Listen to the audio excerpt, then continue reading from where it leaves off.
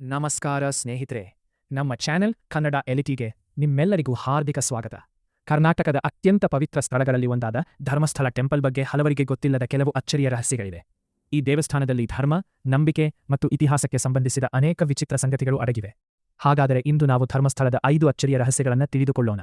ಧರ್ಮಸ್ಥಳದ ಪ್ರಮುಖ ದೇವರು ಲಾರ್ಡ್ ಮಂಜುನಾಥ, ಅಂದರೆ ಶಿವನ ಒಂದು ರೂಪ.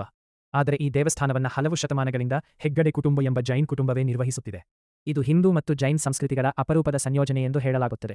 ಧರ್ಮಸ್ಥಳದ ಇತಿಹಾಸದಲ್ಲಿ 4 ಶಕ್ತಿಶಾಲಿ ದೈವಗಳ ಬಗ್ಗೆ ಹೇಳಲಾಗುತ್ತದೆ. ಅವುಗಳನ್ನು ಧರ್ಮದೈವಗಳು ಎಂದು ಕರೆಯುತ್ತಾರೆ. ಈ ದೈವಗಳೇ ಹೆಗ್ಗಡೆ ಕುಟುಂಬಕ್ಕೆ ಇಲ್ಲಿ ದೇವಸ್ಥಾನ ನಿರ್ಮಿಸಲು ಆದೇಶ ನೀಡಿದವು ಎಂಬ ನಂಬಿಕೆಯಿದೆ. ಧರ್ಮಸ್ಥಳದಲ್ಲಿ ಪ್ರತಿದಿನ ಸಾವಿರಾರು ಭಕ್ತರಿಗೆ ಉಚಿತ ಅನ್ನಪ್ರಸಾದ ನೀಡಲಾಗುತ್ತದೆ. ಅಚ್ಚರಿಯ ಸಂಗತಿ ಏನೆಂದರೆ, ಪ್ರತಿದಿನ ಸುಮಾರು 50,000ಕ್ಕೂ ಹೆಚ್ಚು ಜನರಿಗೆ ಊಟ ನೀಡಲಾಗುತ್ತದೆ. ಆದರೂ ಅಡುಗೆ ಮನೆಯಲ್ಲಿ ಆಹಾರ ಎಂದಿಗೂ ಕಡಿಮೆಯಾಗುವುದಿಲ್ಲ ಎಂದು ಭಕ್ತರು ಹೇಳುತ್ತಾರೆ.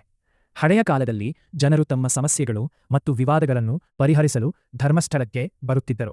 ಇಂದಿಗೂ ದೇವಸ್ಥಾನದ ಧರ್ಮಾಧಿಕಾರಿ ವೀರೇಂದ್ರ ಹೆಗ್ಗಡೆ ಅವರ ಮಾರ್ಗದರ್ಶನದಲ್ಲಿ ಅನೇಕ ಸಾಮಾಜಿಕ ಸೇವೆಗಳು ನಡೆಯುತ್ತಿವೆ.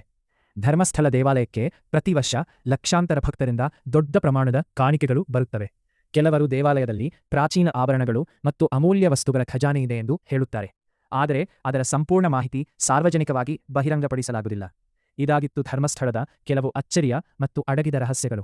ನಿಮಗೆ ಈ ಮಾಹಿತಿ ಇಷ್ಟವಾದರೆ ವಿಡಿಯೋಗೆ ಲೈಕ್ ಮಾಡಿ, ಶೇರ್ ಮಾಡಿ ಮತ್ತು ಇನ್ನಷ್ಟು ರೋಚಕ ಇತಿಹಾಸ ಮತ್ತು ರಹಸ್ಯಗಳಿಗಾಗಿ ನಮ್ಮ ಚಾನೆಲ್ ಕನ್ನಡ ಎಲೈಟಿ ಅನ್ನು ಸಬ್ಸ್ಕ್ರೈಬ್ ಮಾಡಿ.